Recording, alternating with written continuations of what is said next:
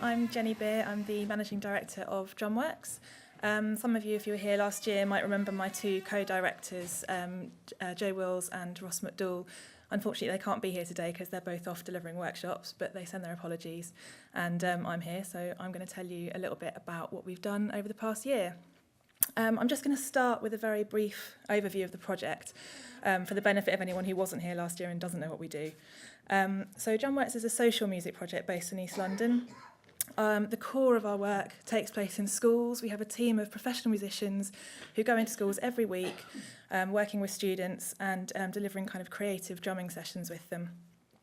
The aim of the project is about social change, and we achieve that through tackling disengagement in schools and in youth culture, by bringing people from different communities together. We cross different boroughs in London, different postcode areas, different socioeconomic backgrounds and cultural backgrounds, and bring people together regularly to collaborate and work together. And we also build relationships with the students over a sustained period of time and work towards raising confidence and aspirations. The project started back in 2007, so it's been running for about 8 years now. And over that time, it's just grown massively.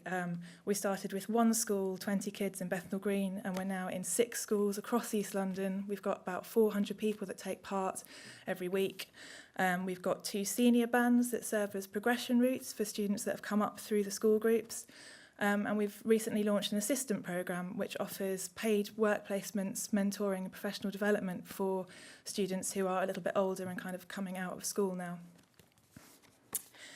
So, as I say, the project started as a Barbican Guildhall creative learning project, but it started to become apparent a couple of years ago that it was becoming too big to sit within creative learning indefinitely, and not realistic to expect the Barbican to just continue ploughing funds into it every year, particularly in the current funding climate.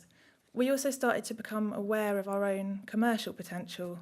Without even trying, we were getting a lot of demand for kind of one-off workshops and performances and things that people were willing to pay for. And so we started to think about how we might develop a new business model for a creative learning project that kind of enabled us to sustain our work and become less reliant on endless grant funding from the same funders. So we are now the first ever spin-out company from Barbican Guildhall. We're setting up as a community interest company and operating independently, but retaining a partnership with Barbican and Guildhall and retaining residency in the Barbican Centre. I'm now going to show you a short film which we had made last July, so just after we came and did the presentation last year, and it just gives you a brief overview about the project. It's actually part of a collection of films that we had made, all of which are available on our YouTube channel. So if you go onto YouTube and just search for Drumworks, they're all there.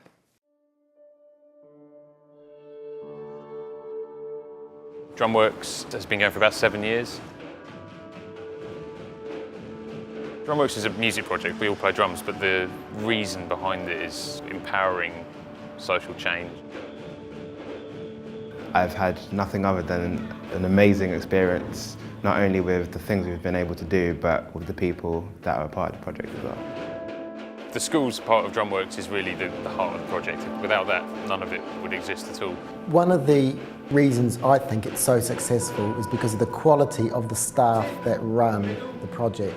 They bring their own musicianship skills, but they also bring maybe a different way of approaching or working with students, or a different way of a relationship that they can have with the students, a professional relationship that we maybe don't have with the students. Amazing, like doing what we love best, but then obviously travelling and doing it for other crowds in different communities. I mean, people rarely see a drumming ensemble like the size that we have, so it's great to see that initial reaction. A sort of wonderful, infectious, powerful thing that I can't see why anybody wouldn't want to be part of it. So over the past year, the project's really grown and developed.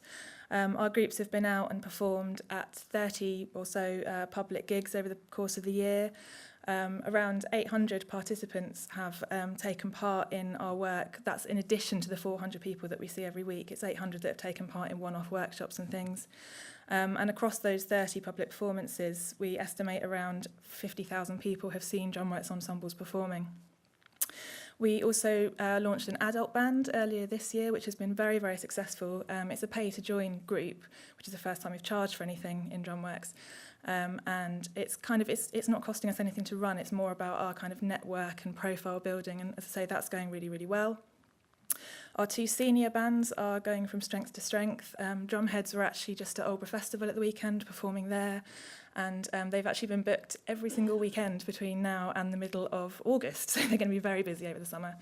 And Drumhead's training band, which is our kind of intermediate band, which we introduced quite recently, have really grown over the past year as well. They're kind of starting to gel as an ensemble now. And they went out and did their first performance by themselves at Caledonian Road Festival a couple of weeks ago. So we're now looking forward to a busy summer season. As I say, we've got a couple of really big performances coming up, one of which is going to be at Walthamstow Garden Party again in July, and another at Barking Town Square Street Party. I think we're going to have the biggest ensemble that we've ever had at Barking. I'm expecting sort of somewhere in the region of 120 drummers. It's going to be very, very loud, but it should be fun. So give an update on the financial side of things.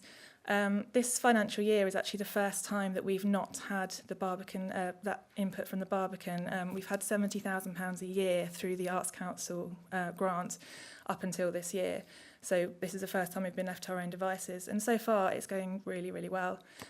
We've got a major grant from Youth Music, which is supporting one particular school out in Barking and Dagenham, and also enabling a really in-depth research element alongside that, which is going to allow us to kind of talk about our social impact in a much more kind of robust way.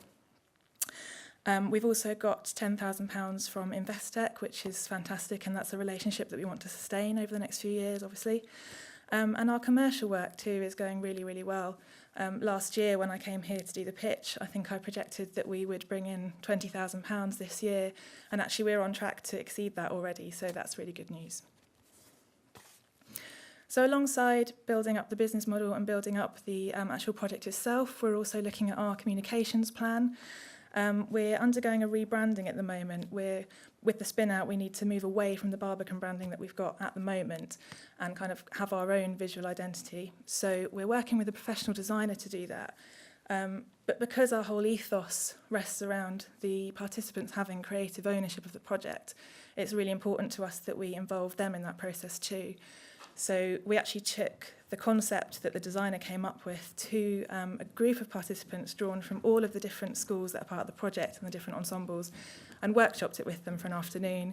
We got them to talk about what they liked and didn't like about it. They played around with it, came up with variations on it, and then we took all their feedback back to the designer, who's now working it up into that finished brand. We're developing a website, which we hope to launch in the autumn at some point. It's in the early stages at the moment, but it's on its way. Obviously, there have been some challenges along the way as well. I think the biggest learning curve for everybody involved has been the amount of time it's taken to navigate the processes internally to spin out.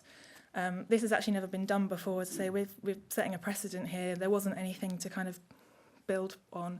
So we had to get approval from a lot of different departments internally within the City of London Corporation, present the proposal to the Barbican Board, present the proposal to the City of London's Policy and Resources Committee, and that actually took pretty much a full year to navigate our way through. But the good news is everyone's approved it, everyone's behind it now and excited by it, and we are now registered as a community interest company. Paperwork landed on my desk yesterday, so that's breaking news. So yeah, in summary, the project's flourishing, our financial position's looking pretty good. It's taken longer than I've expected, but we're in a strong position now to move forwards. And then thinking into the future, we're going to start, obviously we need to stabilise our position first and kind of make that transition into being fully independent. But yeah, we're in a good place.